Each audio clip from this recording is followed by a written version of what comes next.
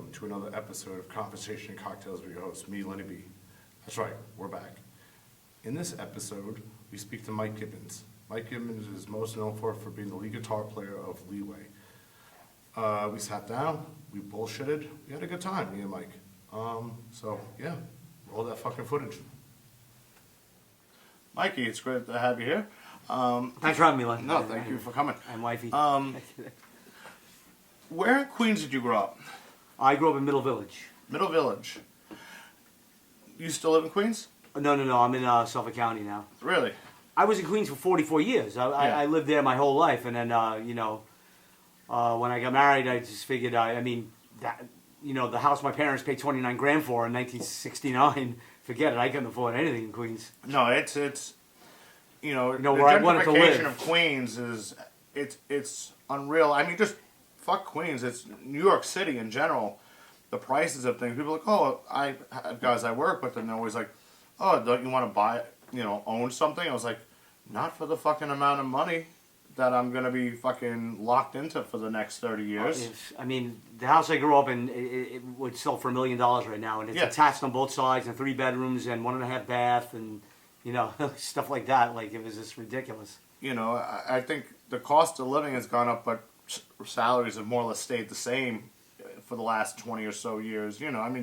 Little raises here and there, but ever since I know we said we're not going to talk about politics, but ever since the Reagan administration, even the Eisenhower administration, with the public works programs, thousands were employed building the highways and everything. Yeah. When you really look at it, no one's life in the middle class zone has gotten much better. No. Since the Eisenhower administration, it's just been corporate America. They keep taking and taking. Right. We pay the most taxes. We get squeezed on all ends, and it's just like when this city went to shit in the 70s because everyone was fleeing in the 60s. Oh yeah. That tail end of the 60s into the 70s, everyone moved out to the island, and there was no one here to pay taxes anymore. I just wanted a bit of a change anyway. I'm glad I did make the move. I just wanted to see something else. It's so congested now, the Queens and the city. It's just, it is great. You live here, it's great.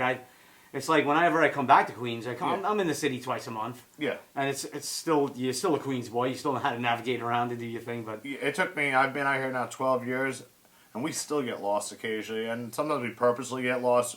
We'll be driving down the road and be like, take a left. I don't know. Just take a left. Let's see what's over here.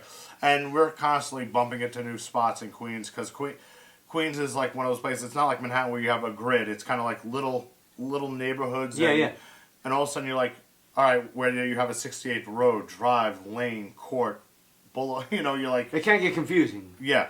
Yeah, and you're like, wait, didn't we... In my neighborhood, there's a 69th lane, 69th road, 69th place, 69th street. It's like, if you don't know it, What was your first, what turned you on to music? What was the first thing you remember about music? I know, honestly, I'll never forget hearing, in 1980, I'll never forget hearing the song Spirit of Radio by Rush. Yeah. Wow, I heard it, I was just like, wow, that's amazing. That is just fantastic. When I heard that sound, I heard it was such a pleasing sound to my ears. Did you gravitate more towards like Rush and bands like the progressive type of deal? From the start I did, and then I was introduced to Boston, like the sounds of Boston and Led Zeppelin and Boston. And I was just like the sound of those guitars was just like so bright. And hopefully encouraging. Well, I was over Boston. I thought Tom Schultz? Yeah, Tom Schultz. Yeah, he was like a creative genius. Yeah, because he recorded basically everything except for the drums, which Sid Havian, did the drums for him. But all that stuff is him, and you go, wow, what a rich guitar sound that is, and it's all amps that he's like tinkered with himself, like that Les Paul he had, which I think started his life as a gold top, which he sanded down. Okay, I wouldn't even know you. This is good, good to know. Well, it's just because when it comes to like the Gibson guy thing, you're a Gibson guy. I mean, I know you're playing more ESPs and things. Well, I'm playing Charvels now, and but I was Gibson my whole life. Pretty much from when I started. Yeah, I mean, and so there's like, it's usually like, guys can flip flop and go from like Fender to like Strats to like Les Pauls or SGs to whatever, but I'm still getting used to it. It's because I've been playing the Les Paul for so many years, and I just wanted to do something different, try different guitars. Well, yeah, you get used to you get used to the Tuna-Mac bridge and the stop tailpiece, right. And that's just you sort of like find. I always had an extra guitar with a Floyd Rose on it, though. I always had a Charvel line around, but the Gibsons were primary. But I just went full-time Charvel. Well, they're good workhorse guitars. Oh, they're great guitars. It's kind of funny. I look and I constantly people rave about the '59 Sunburst. Everyone talks about and they're going for like minimum $750,000. It's crazy. And I wonder about it because I've seen a few in person, like when they had that rock and roll exhibit over at the Met. They had about 3 or 4 that belonged to different, players, and you're looking at it like, why does this guitar go for $500,000? I mean, and it's just that guitar, that year of guitar, and they've only made less than 1,000 of them for that year. I understand the rarity and stuff like that, Yeah. but it's wood with strings. Yeah. It's and electronics inside. It's like, man. And it's like, I don't, I mean, yeah, some of our favorite, Jimmy Page had, his main guitar was a 59. Right. Everybody knows it from Page, pretty much. Yeah, and then everyone else sort of just picked it up from Page.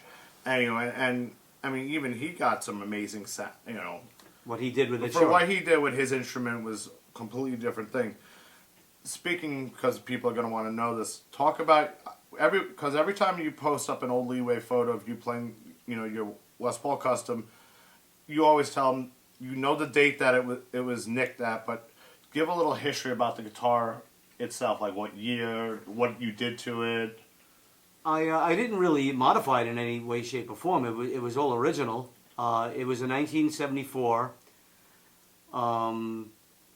Randy Rhoads era, Randy Rhoads style Gibson Les Paul Custom. I mean, it was at one time a white guitar. It lost its color. Yeah. Same as the original Randy Rhoads guitar was white. It lost its color, its pigmentation due to years of touring and wear. Yeah.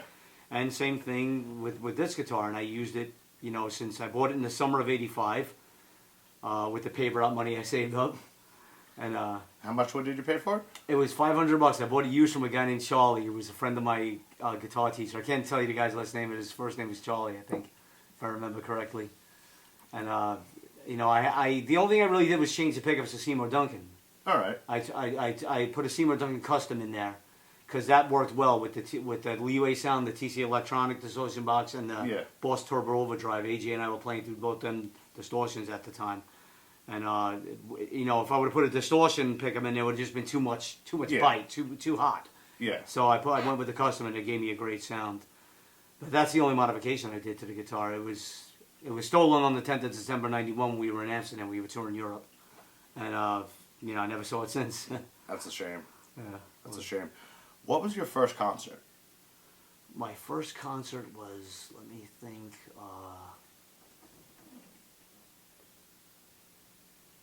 It was the 3rd of May, 1982. It was Ozzy Osbourne at the Nassau Coliseum. 3rd of May. So that would have been who on guitar? That was after Randy died. We were scheduled for March 27th. Yeah. I had the tickets. The original tickets said March 27th. Randy Rhoads died March 19th. Yeah. Oof. We had to wait till May because that was Brad Gillis on guitar. They had Bernie Torme before that. Yeah, and he didn't last very long. Right, I don't know what went on with that. He actually recently passed. Yes, he did. Supposedly. I think they said that he was a little too bluesy, because what was the band he was in before that? He was in, Bernie Torme? Yeah. Oh, you got me. He wasn't. He probably was. He wasn't a well-known sort of English band. I don't remember what it was, but I think there was a lot of pressure on. It wasn't Status Quo, right? Was it Status Quo? Hey, hon, look that up. The guitar Tigers player. of Pantang? It was one of those. It was one of those bands. I think his approach was too, like I said, was too bluesy. And let's get real, he got thrown. They only had a few days off before they went right back out. Right, they right. had a 6-month commitment. I You mean, know, but how did Brad Gillis do? I mean, obviously you wanted to see Randy, but I honestly, to be dead honest with you, and not to be insulting the legacy of Randy Rhoads, I couldn't have cared less at the time. I wasn't even playing guitar yet. I didn't know. I didn't even know.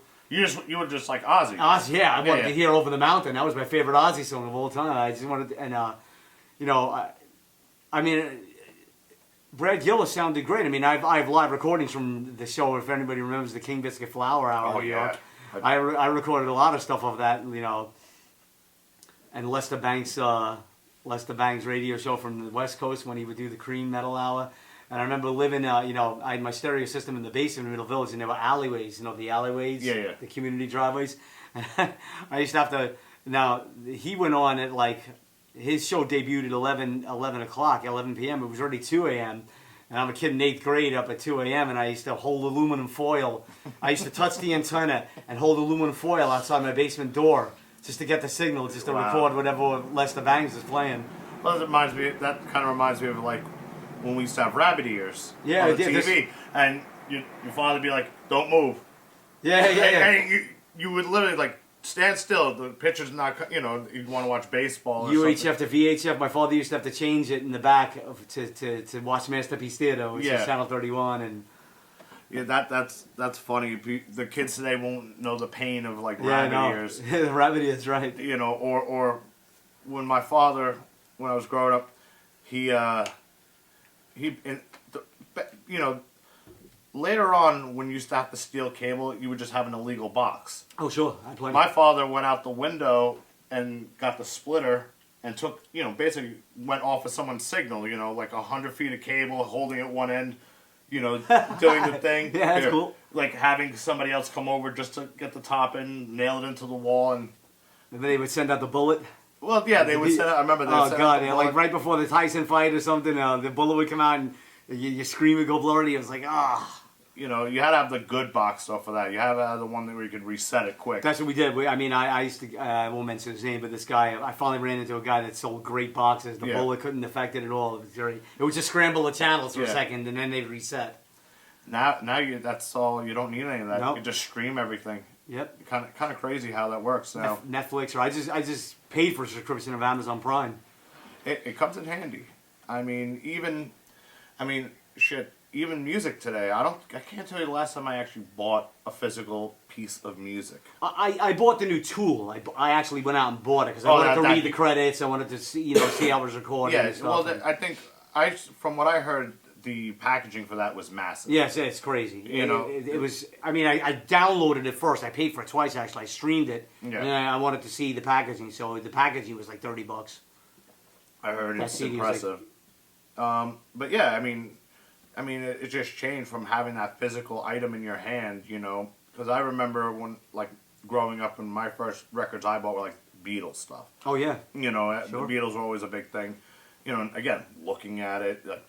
And then, you know, getting it to cassette, which, you know, was portable and convenient at the time, but looking back on the cassette days, you're just like, what the fuck were they thinking? Yeah, no, I mean, it was smaller print, of course, and, you know... you'd have to bust out the magnifying glass, and then after a few plays, you could start hearing the warp in the tape, or, God forbid, it got caught. And that was the worst. Yeah. I used to just like recording it, buy the album, record it onto a blank tape. That actually makes a lot of sense. That's what I used to do, just so I could, you know, because, I mean, I bought plenty of cassettes, official cassettes, but God forbid it got caught up in the machine, and, you know, like you ever see the memes on Facebook, the mines, whatever they call them, the struggle is real, the pencil and the cassette, like, you know, you have to try and repair it. Or if it got really bad, if you had the patience, you would actually take the cassette apart. Oh, yeah, my brother was great at that. He did that all the time. And because I remember the first time I did that, it all just like, the guts just spilled out. Went all over. Me too. I was like, oh no. And then you take another cassette looking at it like, where does it all go? You have to wind it back on that reel. If it's still together, it was just the struggle was real. The struggle was very real. You'll never know. When did you start playing? What inspired you to play? I started playing in March of 1983. I mean, I was always a big rock fan. Like, we talking briefly when I first got here about what got me into music. I had older siblings and everything, and that really... But, you know, I always loved music, the sound of it, like this. Like I heard Spirit of the Radio one day from a car going by, and I was like, wow. Still a Rush fan, by the way? Oh, without a doubt.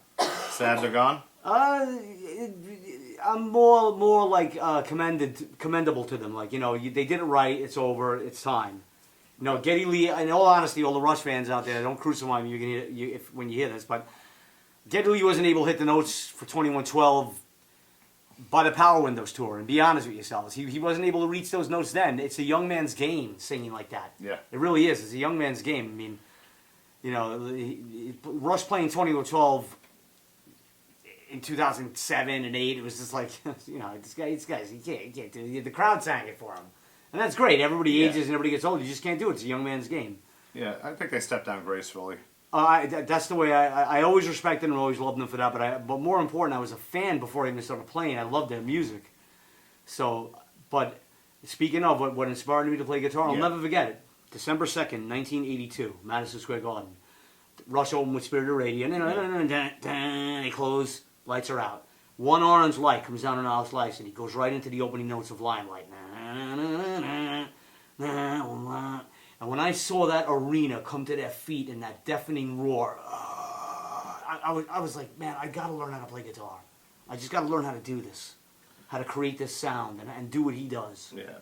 Did you? Were you a person that took lessons, or were you a person that sat and just figured it out on your own? I took lessons. I took about 6 years worth of lessons from Tommy Coletti. He's the owner of the Music Zoo out in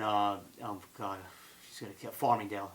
I mean, he had multiple locations. It was Little Neck at first, and then Northern Boulevard in Mineola, and then now he has a new place out in Farmingdale. So you guys should all go check out the Music Zoo if you're a guitar aficionado or whatever that word is. You need to aficionado. Sorry. I know I'm bad with the English. I'm nervous in front of a camera. No, it's fine. You should go check it out. There's multiple guitars, collectible items, crazy stuff. But he's the owner, and he taught me how to play from '83 to 89ish is when I stopped taking lessons. He was like, you're free. You're good enough. Yeah. You're able to play on your own. When you would come up with solos, especially in the first couple of Leeway records, was that something that was it more schooled where you're like, all right, like this, or was it like all top of the head stuff? The first album, Born to Expire, the solos that you're hearing on Born to Expire were created right there in thin air. But they were created on a background of theory, of knowledge of theory. You'll hear a lot of Rhodes and Hammett influence on there because I had nothing planned. Like guy we were talking about before, Chris Williamson, he was like, "You're playing this solos." He changed everything around. Yeah. I thought I was just going to do the rhythm tracks and the ghost tracks. I did my ghost track rhythm track, then he says, "No, you're doing the solos," because I was more of a lead guitarist than AJ was, for the time, the shredder thing. Yeah. Well, and so I said, "This isn't right. I have nothing prepared. I didn't write any guitar solos to this record." And he said, "Just go nuts, So Desperate Measures, you had more time to sit down with it, and Desperate Measures, the solos are prepared, and you had homework. Yeah, right. You had homework. Now, getting to Leeway real quickly. Before you, it was Gordon in the band, right? Gordon Ansis. Yeah. How did you get that gig? And first off, were you in a band prior to Leeway? Yeah, I was in a local band with Gerard Toohey and Richie Dursky from Queens. They were two of my best friends growing up. I still play in a band with Richie called Black Ice, a tribute act. Yeah. We do classic rock, classic metal. Richie and I are always going to be playing, and Gerard eventually. We're always going to be in the same circle. But I got into the band after Gordon left Leeway to form a band with TJ Scaglione of Whiplash and Slayer. He filled in for Dave Lombardo when they first left Slayer. Yeah. When he first left Slayer. TJ from Whiplash and Pat Burns from Death Thrash. They were two Jersey guys. And they formed a band with Gordon, and they would they had huge record label interest just on the members alone. Yeah.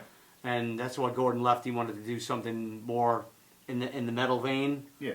And so when I found out, I was into Leeway in high school. I got into Leeway back in my high school days. And when I found out they needed a guitarist, I was like, listen, whatever I got to do to audition, I want that audition. And full disclosure, to be honest with you, my sister knew the bassist, Zowie, at the time, who went on to Circus of Power. Yeah. Zowie was in Leeway at the time, and she got me the audition for them. But, there were still 70 guitarists I had to beat. It wasn't just like, AJ was the type of guy that was like, I don't care who he knows. If you can't play, you can't play. Yeah. So thankfully, they chose me out of the other 16 that auditioned, that got the audition. I mean, there were other people looking to audition, but when I came in, Zowie pretty much said, I think you got it. You pretty much. Where was the audition held? Boo Studios. Wow. 251 West 30th, if you ever heard that. I did. The B room? The B room. A and B, yeah. Yeah, the B room was the shit. The smaller room, right. Yeah. I didn't like the showcase room. They had that down the hallway. Right. It was a little too big. The sound wasn't right. The A room, the other room next to it, the one where the drums were catty-cornered, to me never sounded right. I know what you're talking about. Yeah, it was like when you first walked in. Right. It was straight ahead. Straight ahead, right. And then you had the B room, which was that big right. bomb-sheltered door. Yeah, the door was like huge. Like insane. It was huge. I rehearsed there way back when I first started playing in bands. I was just like, a friend of ours like, oh, you gotta try out Boo. Who was working there? Was Timmy still there?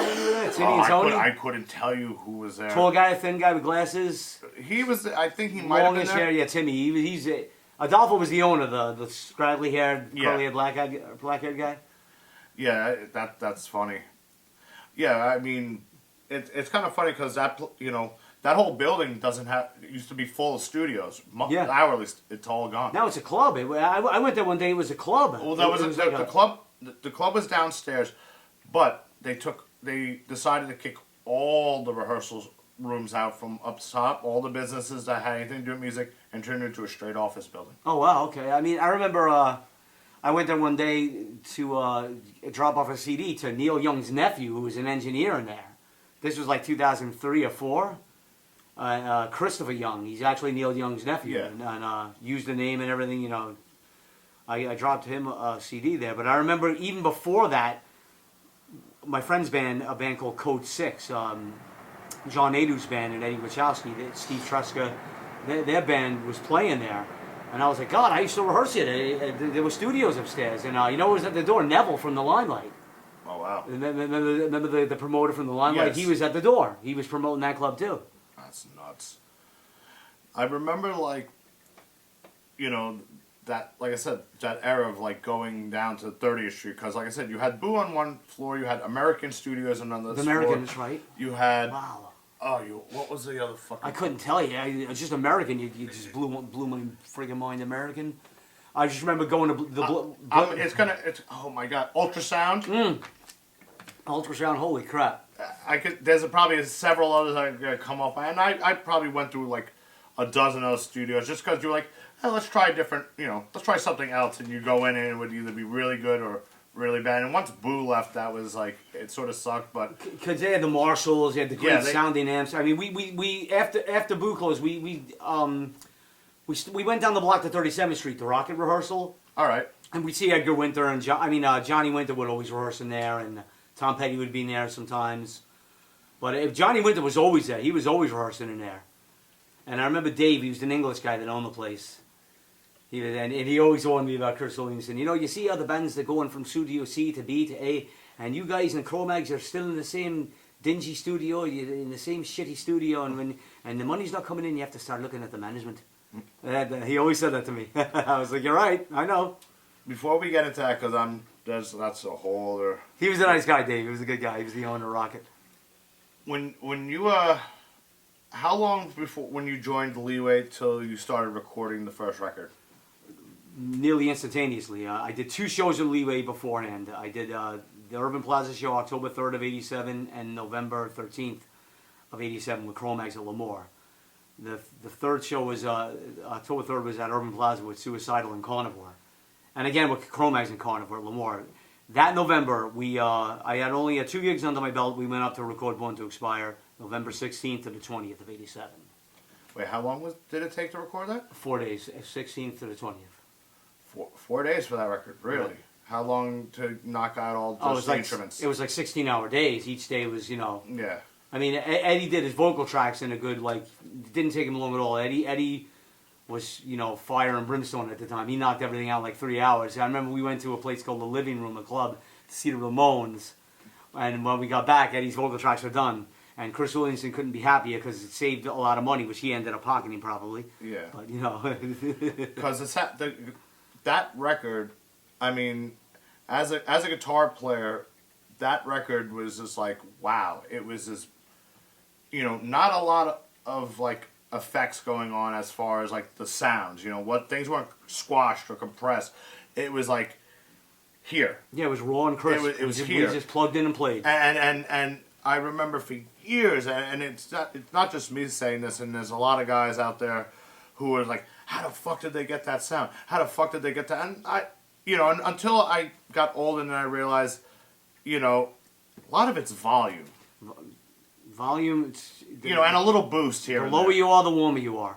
The low, the preamp up, the master low. That was always Leeway's sound. The preamp all the way up, the master volume low, and a nice distortion box. You're good to go, man. With a good quality pickup. What is that? 800. 800. Like on a GCM 800, for instance, right? Were those yours or were those the studios? Oh, we recorded on the studio's heads, but AJ and I had the same JCM 100 at home. We used to keep them in my basement. What effects were you using at the time? I mean, just the TC Electronic Booster Distortion Plus. Oh, I remember those. That came out in '87, like August of '87, and the Boss Turbo Overdrive.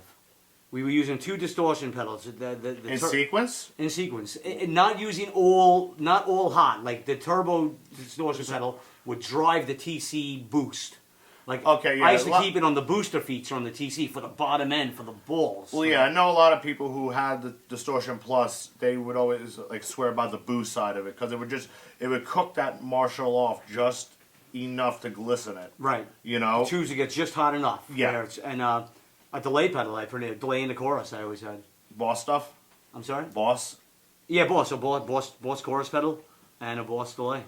What was AJ using? Same thing, more or less. Yeah, he just used the distortion box. He didn't play any of the solos, so he had no need for any effects. Yeah, that's. But he would hook up a delay pedal every once in a while, and a noise gate. We had noise gates too, just in case. But with those 2 pedals, you really didn't need the noise gate.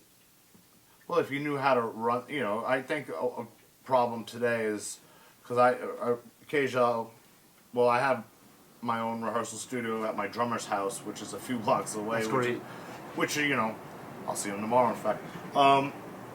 And when occasionally I'll go down to Soundworks in Astoria to go rehearse, and I'll plug in with the mess of stuff, and I usually use the hot channel, the red channel, and I'm like, wow, they've been abusing the shit. Kids like to turn. You walk in there and the gain's buried at 10. That's crazy. And you go like, really? It hurts my ears just thinking about it. A mess of boogie on 10. My God. Well, the gain is buried in 10. It's like, dude, you don't have to go past 12 o'clock. Cool. I was like, are you out of your fucking mind? Well, that's also you live and you learn, and right. Young kids are young kids. Because when I was a kid, I was like, the dirtier the better. But I found from my own personal experience, I always found a good pickup is half the battle. And a good pickup that's quiet is half the battle. Yeah. It took a while for Born to Expire to come out, from the time you recorded it to the time it actually hit the shelves. What was the delay? Well, can I just interrupt you right there for a second? Same exact thing happened to Desperate Measures. Same exact thing. Nearly a year. Over a year. It was a year and a month, and same thing with Desperate Measures. Desperate Measures was recorded April of 1990, didn't come out until June of 91. And Desperate Measures was recorded. Born to Expire was recorded in November of '87. Didn't come out till, it wasn't released till January of '89. It was all distribution. Chris Williamson, the manager of the band at the time, wanted to get a better distributor because Profile wasn't doing anything for any of their artists other than Run DMC. Yeah. It was a curriculum label, and they weren't distributing Chromax properly. Murphy's Law, or Wargasm, if you remember them, they were from New England. And he was searching for a distributor, searching for a major distributor that could, distribute the record nationwide, worldwide. So it would be in every Sam Goody chain back then, as well as Tower. You wouldn't have to go to Tower Records to buy the Leeway record. Yeah. Or Some Records or Bleecker Bob's. And he just, from what I understand, he was asking for too much money. He wanted too much money for 3 bands that he was representing, to distribute their records worldwide to get major distribution for them. And, you know, everybody else was turning them down. And the same thing happened with Desperate Measures. I mean, In Effect, remember when In Effect came out, the label that launched the careers of Sick of It All, and, you know, Prong, and, well, no, sorry, Prong signed to Epic, actually. But, you know, if it wasn't labels like Sick of It All, there would have been no Killing Time, no 24/7 Spies, no, you know. Yeah. He was asking, we had a lockdown deal with In Effect at the time. Howie Abrams was going to sign us, you know, Howie was like, but like, you know, Chris Williamson kept asking for too much money. Like, because he wanted to, this guy was a common thief. He just wanted to pocket whatever he could profit.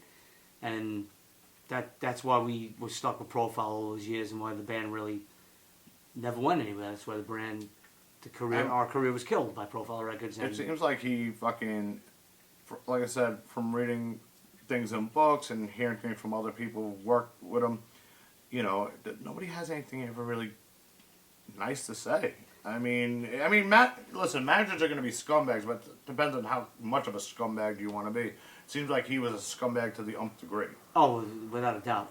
I mean, to the point where he would argue with AJ, well, doesn't anybody in the band have any money to buy T-shirts? And it's like, listen, you're the manager. You're supposed to be supplying this stuff. And if you manage the band, instead of mismanage the band, if you manage the band correctly, the band will see a profit.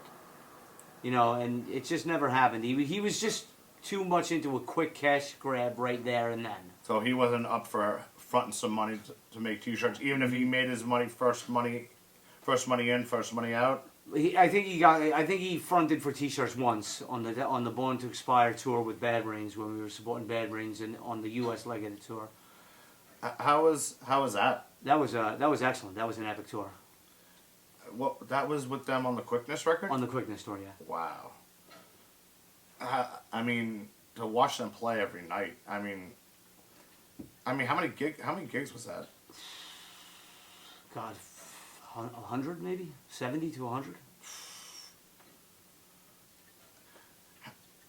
The thing I want to always know is because when crossover became a thing in New York, and that's a little before my time, but it seems like people either embraced it or ran from it. There were the purists, and there were the people who said, "Oh fuck this is great," you know, because out of that era, you know, besides Leeway coming out, you had Crumbsuckers. Right, sure. Yeah, and then you had like Carnivore. Carnivore, yeah. And a few other bands as well, but you know, there's always this, you know, it seemed like the crossover thing really took a hold in New York and just like, and blew up. And yeah, there's some people who damned it, and there's definitely some people who didn't damn it. I remember I saw you play with Leeway, and you just didn't give a fuck. You were headbanging like, I'm gonna own being a metalhead. You know, which is great. It's what I was, honestly. Yeah. It's what I was. I mean, I was a metalhead that loved hardcore as well. I was into hardcore music as well. I got into it in 1985. And I mean, 1983, I should say. My first time at CB's was 85. But when I started going to high school, in McClancy High School in East Homer's in 82, I started hanging out with all the Astoria kids and the guys that knew Ditto and Ernie and, you know, and the Kraut guys and Johnny Cons and Feedback and everybody and Davey Gunner and Doug. Johnny White, you know, like I was really into Kraut back in the day. You know, like, you know, that was my first real experience with the post-punk hardcore thing. The funny thing is with Kraut, they were like the first band to come out of like, you know, they had a video, early video on MTV, and I mean, you know, there was Token Entry, of course, Gilligan's Revenge. Before that, I went to school with the later incarnation guitars, Eddie Rossi, when he took over back in, you know. But I remember, you know, hanging out with all the Astoria guys, the McGill brothers, you know, the Benitez brothers, you know. You know, it was a lot of fun, the whole Astoria Park crew, and you know, that was my real wide awakening into hardcore. Siv and Arthur from GB, you know. I was always a metalhead first. I really was. You know, and I kept the look, the long hair, and the whole thing, and. Well, I mean... But I loved hardcore music. I loved it. There was a lot of guys who were into metal that loved hardcore. Right. You know, there's certain things that both music share. You know, fast, you know, rips. I mean, some of it's better than others. Some of it's not as good as others. And I started going to CB's in December of '85. That was my first time, and I was there probably religiously every Sunday from December of '85 to the actual last show, the actual last show of CB's when both worlds played. Yeah. And that was supposed to be the last show. It was 91-ish or 92, I can't remember. Pokey and I would be there all the time when Pokey was in Leeway. Yeah. He's with he's playing drums for Agnostic Front now for the past 15 years or so. But when he was, we were always there, it was just a great time. It was a great time to be a part of the scene. I mean, we were definitely in the minority as long hairs hanging out downtown. You ever fear for your life? No, I think being in Leeway sort of got me a pass. In all honesty, I think that gave me a pass. But 2 times I got into some schism with skinheads. Twice. And just because, like, fuck you, long hair? Yeah, that sort of thing. I mean, that's just closed-mindedness. That shit happens. But all those guys always looked out for me, though. Like, Minus and Saab and the DMS crew, they always looked out for me. Because I was just a long hair. I never went down there looking for trouble. I never fronted being a tough guy or anything. Oh, you just I went there to see the show, man. Yeah. I never once went into a circle in CB's because I was like, this is their game. This is the skinheads' time. Yeah. I'm not going to jump in that circle. Are you crazy? The other thing I love CB's because the sound system is great, the vibe was great. The only thing that sucked was if you had to pee. Oh, God. And then you were like, if you were towards the back, you're like, I'm going outside. I always went outside. There was the Palace Hotel next door, that parking lot, Yeah. that little parking lot in between. Because you would be like, it's like, I'm going to get mangled just trying to get to the bathroom. Yeah. Never long hair or not, or skinhead, you're just trying to get to the bathroom. Forget it. And then you had a space about yay big between the stage and the fucking PA where you were just like, oh, fuck. And the guy that knew that PA better than anybody was Tommy Victor. Yeah. Before Prong took off when he had to do it full time. Tommy used to be the sound man at CBGB's every Sunday. Yeah, I got to do so many great shows at CB's, and that sound system was just fantastic system. I think I always tell people, I was like, that was probably the best sound system on the East Coast. The next one I would have to say is the one at the Whiskey A Go Go. I was in the Whiskey twice, and it sounded great both times I was in. Yeah, I mean the Whiskey though, it was a little bit more like when we were on tour, went out there, and the guy comes up with a clipboard. He's like, "So what do you want in your monitors?" I'm like, "Wait, what's this? What do I want in my monitors?" And like, because you never get monitors. No, I used to tell Tommy, Tommy, I still call him Tommy Prong to this day. I can't get used to his last name being Victor. Tommy Prong. I'd be like, Tommy, I don't even need monitor mix. I'd just yell from the stage, I don't need anything in the monitors. The system was so great. Yeah. I could just hear everything. You could feel it. Yeah, you could feel, oh man, the punch. Yeah. It had that punch, the CB sound system. It would just pulsate, I miss that. But it's a shame. And that's, again, New York, there's so many clubs that have come and gone. I mean, we still have some clubs, but it's nothing. The nightlife going to Manhattan isn't anything what it used to be. Oh, no way. There was always something to do. There was always something was happening every night. Yeah. Every night. You can get into a lot of trouble or have a lot of fun, basically. Yeah, oh God, pretty much. I remember speaking of Pokey and I were across the street in July of '88. I think it was July, I can't remember which month. And we saw the Tompkins Park riot start. We saw it tipping off. We saw the first 3 cops getting swarmed upon by the people in the park. Yeah. And then we saw the reinforcements arrive, and I just said, we better get out of here, man. This is going to get bad. And like just an army, the cops came in. It's just, And just took hats and bats, man. Yeah. But I remember it starting off like that. That's just, for instance, anything could just happen. Anything could just pop off. And the only reason I was there tonight because I wasn't working that summer because I'd broken my arm. And I was off for the summer. I kind of miss the old New York vibe, but I'd say I don't miss it, being an older guy now. But I always tell people, I was like, New York had a certain heartbeat, and it's different, It's different now, but back then, coming home from a show late at night in the subway, I got jacked twice. Yeah.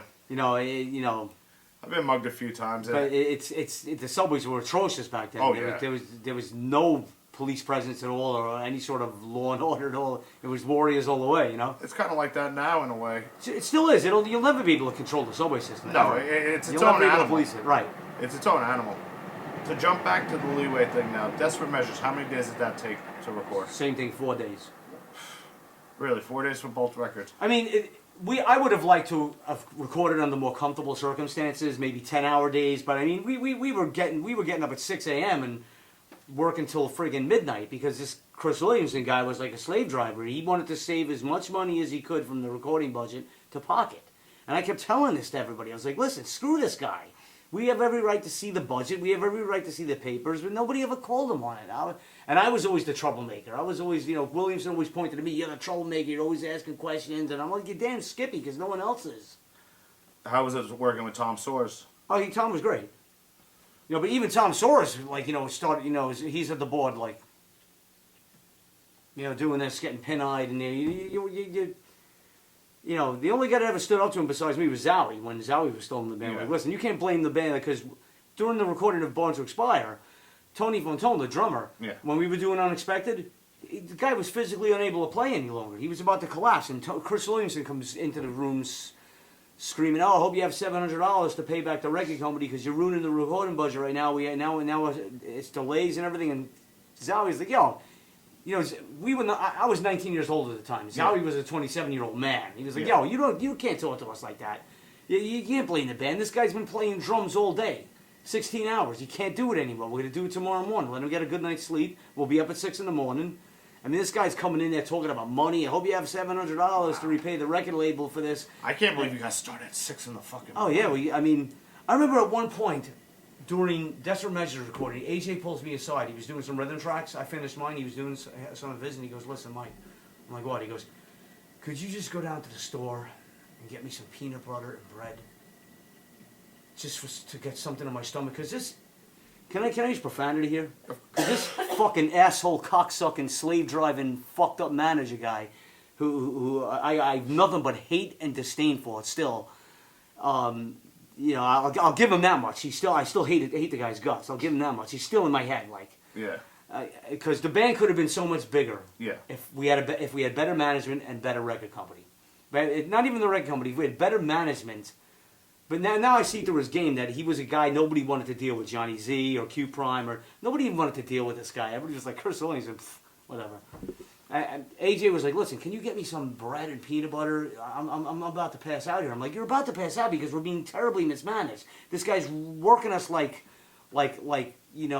Egyptian taskmasters, and this is no way to record a record." When I look at how Metallica recorded Injustice for All, to me, their worst sounding record of all time, it took them 6 months to record that. Yeah. 6 months. That's the kind of budget and comfort they had going on. And that's great. That's Metallica. Totally different world. And I remember going outside, and now we're in Warren, Rhode Island, where, the population is maybe 3,000 people, maybe. I don't know. And I couldn't find a store open. I saw a pharmacy open. This is before the days of CVS and Rite Aid and the chains.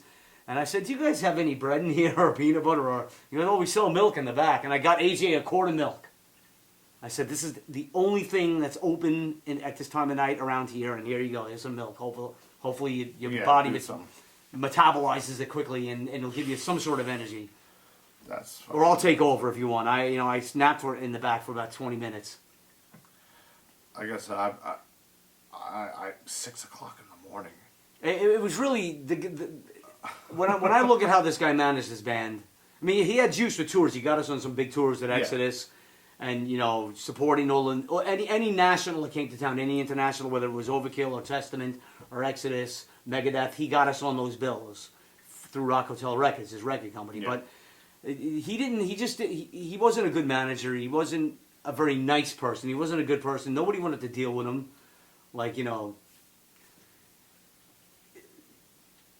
He just wasn't very personable. He wasn't professional. Now that I look back on it, he wasn't professional at all. How he treated his bands, and he was just a common thief. That's what I think of him. The Leeway never saw money, not $1. I mean, from this guy.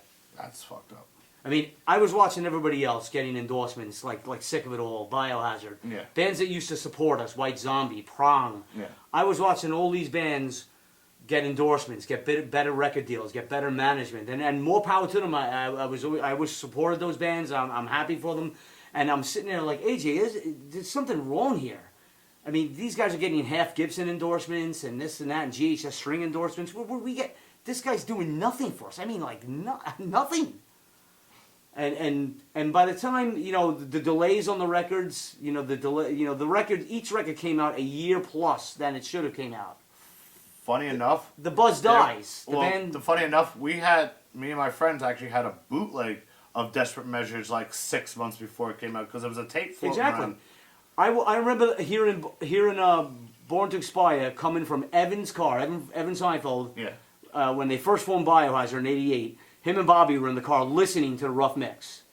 Now this was summer of '88, and the album was already recorded November of the previous year in '87. I don't mean I was friends with him. I was like, oh, you guys are playing the Leeway, huh?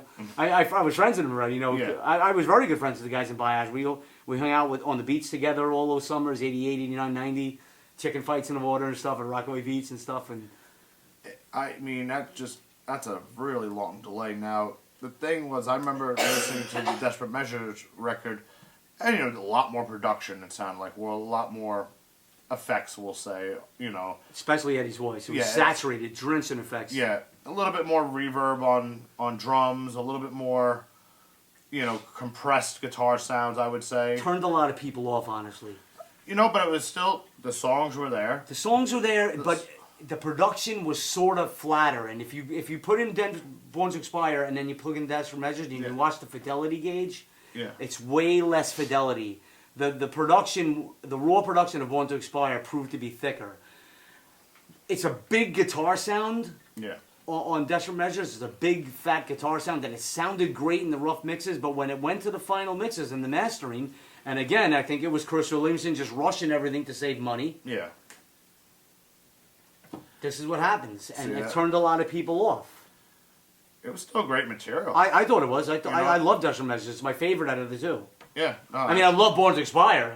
That was the music that got me into Leeway. Yeah, but I think you also had a little bit more hand in the writing. I wrote half the record, right? Yeah, so you, of course. What was the reason for your departure from Leeway? In all honesty, it was leave or get thrown out scenario. And I'm just being honest because I remember my calls were being avoided. They were pretty much sending me a message. When we went to Europe, in November, December of '91, we did the European tour.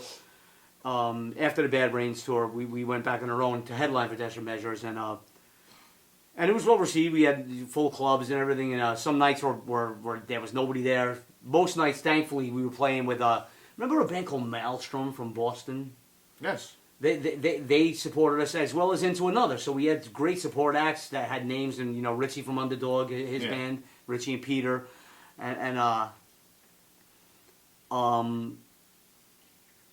but when we got back, I think, all these guys did when we were on the bus and on the planes, listen, AJ, Pokey, and Jimmy Poodle, we call him, Jimmy Santos, they were listening to Temple of the Dog, Nirvana, and Soundgarden.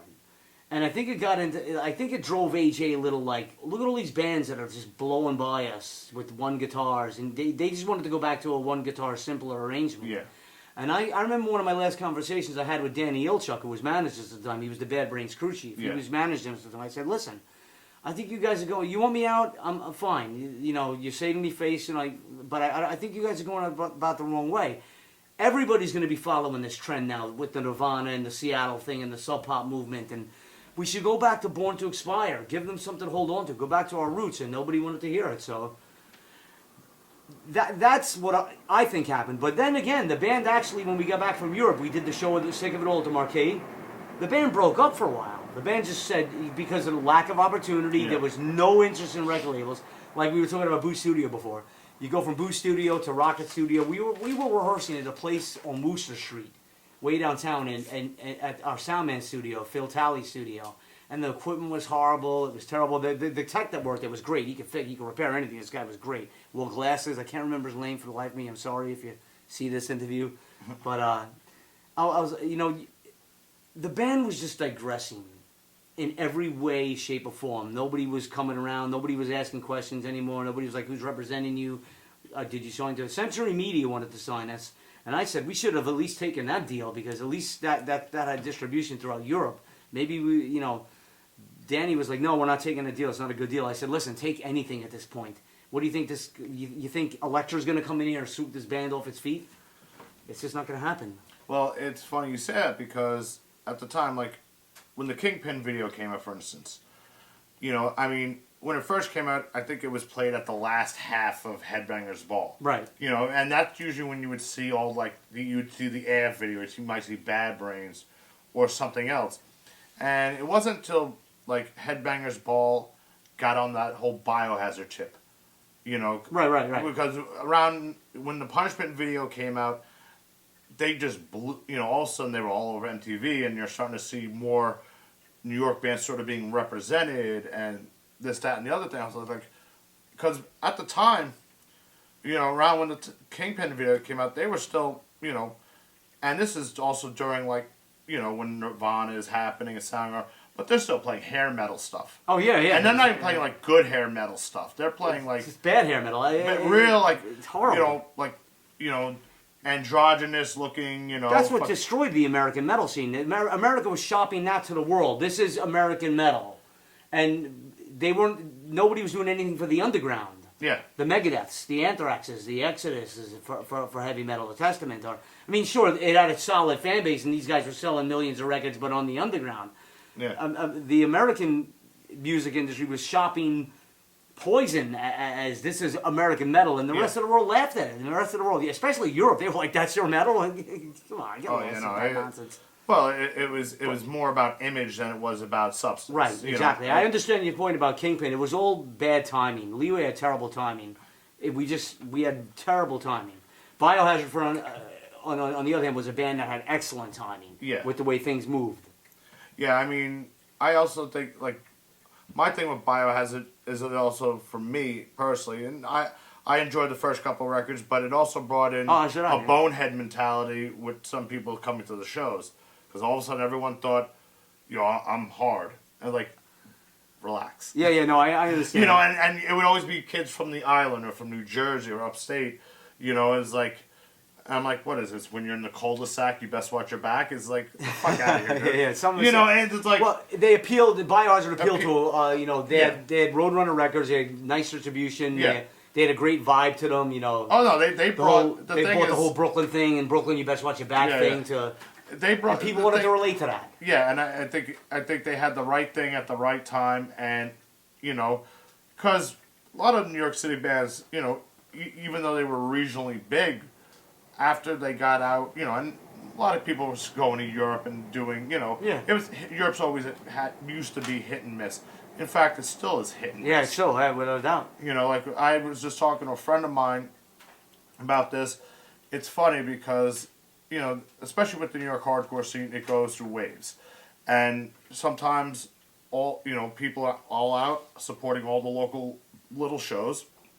Other times they just don't want to care about that and just go see just the big shows with the big bands. And, you know, because when I first got into the music, going to, like, see a friend's band play, that, you know, was a fairly good band.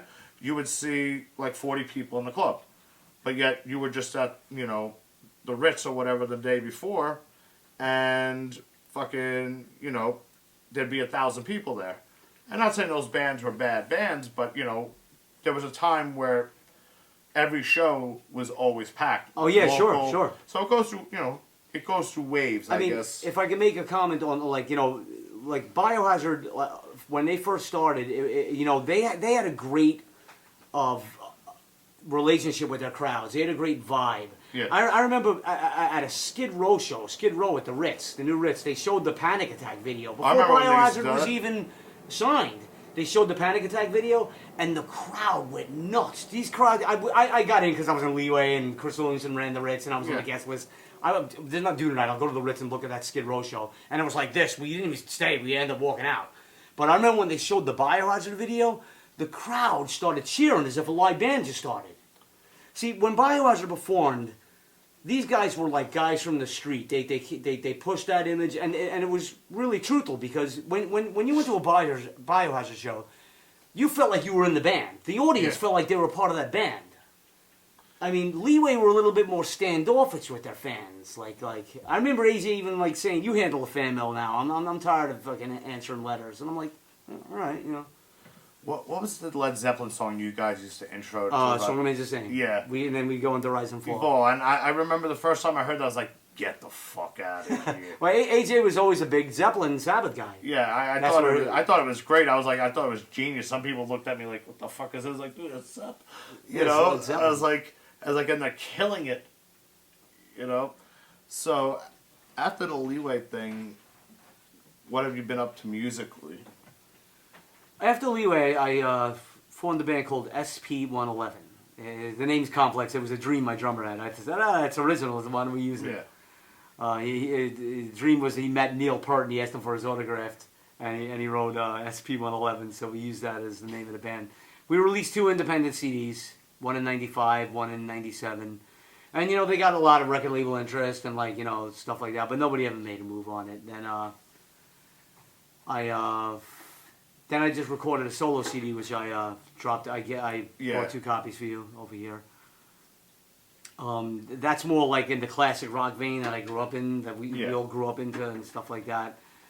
And I was shopping that. That got a lot of record label interest. A lot of people were interested in asking about management and do you have management, do you have representation? And I was shopping it to all the major labels as best I could. And eventually nobody made a move on it. It's all timing and luck in your life, pretty much. Well, at this point in the game, there really isn't any. I mean, not that there was ever any money to be really had. Someone else always seems to get rich before we do. But that's an old picture too, shit. Yeah. I mean, that's when I first that's 2003. That shot. You went back out with these guys again in 2006. What brought that on? It was just a reunion tour for Europe. I mean, I couldn't believe it myself. AJ called me, says, hey, you want to do a reunion tour? I said, I don't know. I have to see if I can get the time off work, to be honest with you. And my commanding officer was pretty cool. He was like, all right, for something special like that, I had enough time, annual leave on the books. And he was like, all right, God, it was 4 weeks I took off for that tour of Europe. Yeah, because I remember you guys played CB's. I think you did a couple of U.S. shows, didn't you? Yeah, we did CB's of the Bad Brains 2 nights. Yeah. We did it ourselves in June. We did one show in Pennsy, one in Jersey, maybe one in New England. I can't remember exactly where. Somewhere down the Jersey Shore too. And then we just went to Europe, and the European tour was excellent because we got to play the Full Force Festival, Hellfest, Klutzon, Eindhoven, Klutzon France, and Eindhoven. All the big festivals that I've seen other bands play. We were actually on. We got billed in with not Murphy's Law, but Celtic Frost and Motorhead. Wow. And then there were certain shows that then we did shows on our own, which were good. Except when we get to England, the English shows were terrible. The shows we did in England were terrible. Like you were saying before, these were weeknight shows in London, and there were 30 people in the place. The original Leeway, Born to Expire lineup tour, and what's funny, when we went up to Manchester, there were even less people in the place. There were 20 people in the place. I remember the promoter being so angry. He was loading up the drums and throwing the road cases around. He must have lost a lot of money on the guarantee he had to pay us. That sucks. I mean, which goes to show you, if you're in a band and you don't have, they always say, the best kind of promotion is word of mouth. I stand as absolute proof that is not true. If you didn't have major distribution behind you, your brand pretty much disappears into the cracks and doesn't turn into Metallica or Megadeth or Agnostic Front or it's just, if you don't have a record company or management behind you, it's never easy, ever. Word of mouth isn't going to sell your records. You actually have recently, in the last year or so, been popping up at Eddie Sutton's Leeway. Well, it's hard, I mean, Leeway's always going to be Eddie. Right. Eddie's always going to do his thing. But what brought that on, just popping up and doing songs? Eddie wanted to just he wanted to bring the band, bring it back to life, because the songs were old and classic, and people were contacting him, maybe you should do something again. And he said, maybe I'll run with it. From what I understand, none of the other band was interested in doing it. Like AJ or Eddie or Pokey's busy with Agnostic Front, and Jimmy the Poodle, he was doing his own thing with Drew. He's in the Drew Stone Hick squad with Drew. Yeah. And AJ's of course with Cro-Mags, JM, and I can't believe we have to say that now, JM, I mean, but, you know, more power to Harley. God bless him. But, you know, there's... And AJ said, Eddie contacted me. He said, would you want to just do a few shows with me? Like, just to bring, you know, some sort of the original guys together, any of us. And I said, yeah, sure, any local show I'll help you out on, no problem. You know, and it would be Dan Nastasi from Monkey Pup on guitar, either Kevin or John from Monkey Pup on the drums. And they were great shows, playing with great players. Dank on bass, he played with Whiplash. Dank DeLong, he played with Whiplash. And those shows were great, like the A7 shows and stuff like that. And the Brooklyn Bowl show we did was an excellent show. I wish we were on the first night with Killing Time and Outburst. That we should have been billed on that night because we played with a band called Iron Reagan. Yeah. And that was the Sunday night. You know, it's a school night. People got work the next day. And to be honest with you, I never heard of Iron Reagan. Yeah. I heard they were great guys, super cool guys, but I never even heard of them until Eddie called me and offered me that show. I said, yeah, I'll do the show, Eddie, if I can help you out and do anything to establish the band's name and its legacy and keep it going. I mean, I contacted AJ about maybe doing a few shows. Let's reform and do a few U.S. shows. Les or He's doing this. Why don't we just join him? And AJ was like, nah, you know, I'm doing my own thing with Cro-Mags now, and I'm happy doing this. And, yeah. And that's, you know, that's pretty much, I mean, I know they're doing local shows in New York coming soon, but I haven't been contacted about doing them. Well, they've been... So far. Leeway's been out doing some things, though. You know, Eddie's still out there doing his thing, and more power to him. Yeah, more power to him. I agree. Hey, that's what I said. Listen, if you're keeping it alive, I have no qualms about it, you know. You know, and at least he's creating new music with it that goes with it. That's I think, sometimes the most important thing. If you're going to come out and go around again, you got to have, you know, got to produce something new, you know. It's like, or you just becomes the greatest hits package over and over. I mean, there's nothing wrong with that either, though. But sometimes, like I said, I think as a musician, you know, I'm always constantly creating, you know, and to me, it's just, I don't really think about where I've been, it's where I'm at now. Right, I mean, I always write new music. I'm always writing new riffs. You know, it's just something satisfying about it, you know. I absolutely agree. You know, it's kind of like when I was growing up, there were a couple of guys I grew up with, and they were great at learning other people's music. You know, like they could play Cliff of Dover, like note for note. They could play all this fucking like shredder stuff, note for note.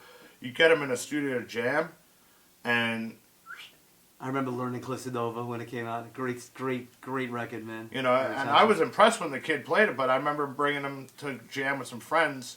After the drummer and him jammed on Cliff Dover, you know, it was like, oh, the drummer's like, all right, I'm gonna throw a groove out, and he blanked because it's like he didn't have an original thought in his head. He was just good at mimicking. Understood. You know, and there's people who are good at mimicking, and then there's people who are good at creating. Well, I mean, to be honest with you, I'm guilty of mimicking. I do a tribute act on heavy metal. Oh, well, I do a classic rock heavy metal tribute act called Black Ice, and I play the local bars.